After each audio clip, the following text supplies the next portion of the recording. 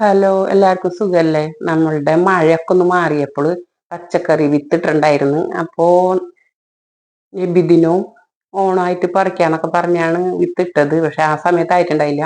ഇപ്പോ നന്നായി കഴിച്ചിട്ടുണ്ട് കേട്ടോ. അപ്പോ പാവയ്ക്കയുടെ വിത്ത് അത്ര നല്ലതല്ലായിരുന്നു എന്ന് പറഞ്ഞത്. അതുകൊണ്ട് തന്നെ അത് ചിലതൊക്കെ ഇങ്ങനെ ചുളിഞ്ഞൊക്കെ ഇരിക്കുന്നുണ്ട്.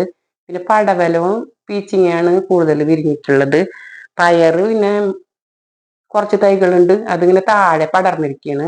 അപ്പൊ ഞങ്ങള് പീച്ചിങ്ങ ഒരു പ്രാവശ്യം കറി വെച്ചിട്ടാ.